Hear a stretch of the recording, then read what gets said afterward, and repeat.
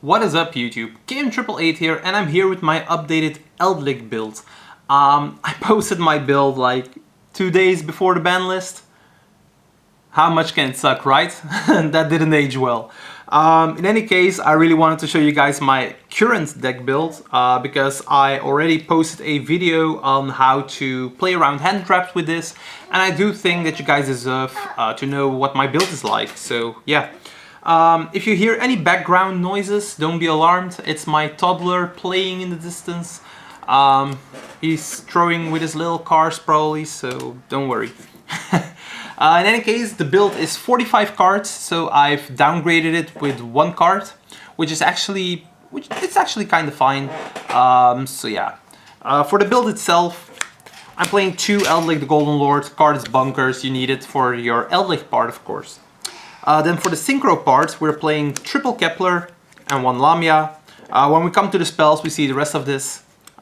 This is actually enough. You don't need a second Lamia. If you've gone through your Helgi Firebrax combo once, you're probably not gonna do it again anyways, so you don't need more than this. 1 Plague Spreader Zombie for the combo. If you do get stopped, there are ways to play around that. I've shown that in the video yesterday. If you haven't seen that video, I will link it down in the description. I do think it's an important one, so definitely check that out. Triple Magician Souls and 1 Apprentice Illusion Magician. This card is probably the best extender in the game, I feel, especially for this deck. Just to be able to lure out hand traps by sending traps that you can recur anyway, so yeah. The deck grinds so much, it's so easy done. Apprentice Illusion Magician on itself might be the brick. It's also still a really good card. It's an extender because you can special summon it from your hand. You can need that because Verti Anaconda just needs 2 monsters, and going to Dragoon is really easy because of that. This, if you do summon this, you can actually trigger it and search the Dark Magician from your deck, maybe to lure out an Ash Blossom for players that don't really know where to hit you.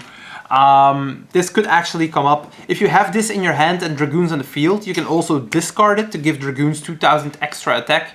That's also a thing. That's it for the main deck. For the main deck monsters, now we're gonna go into hand traps. Triple Ash Blossom and Joy Spring. I still think this card is definitely worth it. It's a really good card, stops a lot. Doesn't stop Verti Anaconda though. If you guys have troubles with that, hit me up. Triple Effect Veiler. I've bumped this up to 3 again because drawing a card from Phantazmays is only fun if you can do something with those cards, so Effect Veiler definitely comes up there. Phantazmays is also really important because if you draw the bricks, Driver, because I'm playing the Gamma package of course, Dark Magician, the Red Eyes, you can just put them back with the Phantazmays, so yeah, it's awesome. Double Nibiru, the Primal Being. I don't think I have to explain this card. Infernoble is probably the best deck right now, so Nibiru might have to go to 3 as well. But I have to check in on that, so yeah. Triple Gamma and 1 Driver. It does seem like a hefty hand trap lineup, but I wanted to play 45 cards because of the Dragoon engine. I don't want to see it too much, and if you bump up the ratio in your deck, you have to bump up every ratio, so also the ratio of your hand traps. Together with impermanences, I'm actually playing 15. Yeah, it's enough. You have like an 88% chance of seeing a hand trap, around 50% to seeing 2, and around 20 to 25% to seeing 3 in your opening hands. So it is going to come up a lot. And then the final 2 monsters in the deck are the bricks, Dark Magician and Red Eyes Black Dragon. Nothing much to say about that. You really hate it when you draw them, but it's part of the game, you don't mind too much. Just be glad that the Verti Anaconda, if you use it for Red Eyes Fusion, you can still use them from your hand, so it doesn't really matter. I'm playing 2 copies. It does tend to happen that your Verti Anaconda gets stopped, Imperm, Veiler, whatever. Any other way, like, it happens. You send this as a cost. which means that if your Verti Anaconda gets stopped once, you don't have another way to get into your Dragoons, which is actually sad, so you're playing a second copy. I don't like 3 copies because I don't want to draw into it, actually, to be honest.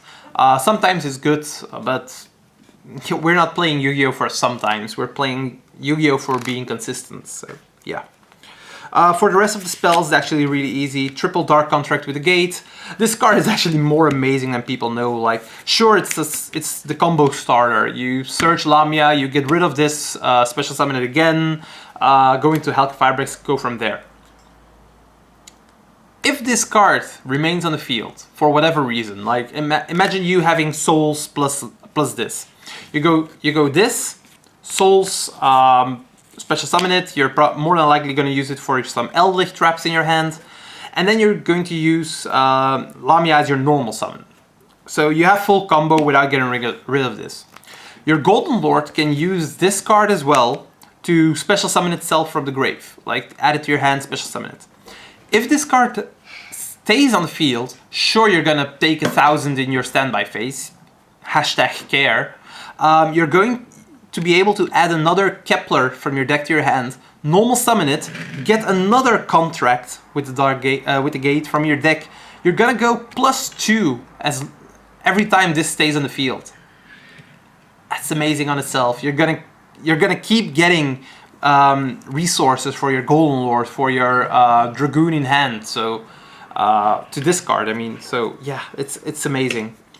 Same thing with Cursed Eldland. Like, it's not a one-trick pony. You leave it on the field, and next turn you'll trigger it again. This is going to cost you 800 every time, and this is 1,000. You don't really mind. It's amazing. These cards are really great.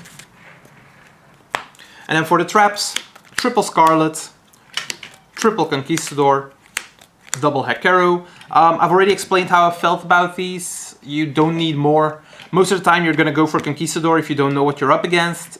If it happens to be BA or Orcust, sure, you would have liked having the Hecaru, but in that case, like game 2, you just switch up your plan. You have more cards to counter them anyway, and you search Hecaru, so you don't need more than 2, I feel. And then the final 2 cards of the deck are the 2 Impums. I've already mentioned these. Yeah, nothing to say about that. Brings your hand trap total to 15. Then for the extra deck, playing the Link Karibo, Link Cross, Link Spider. These are the Link ones, you need them. These 2 for the combo, the Link Spider in case you get Nibiru's, or in later turns where you have to use a trap monster or maybe a driver to get this on the field for an effect monster. So yeah, you just need it. For Link 2s, we're playing double Halki Fibrax.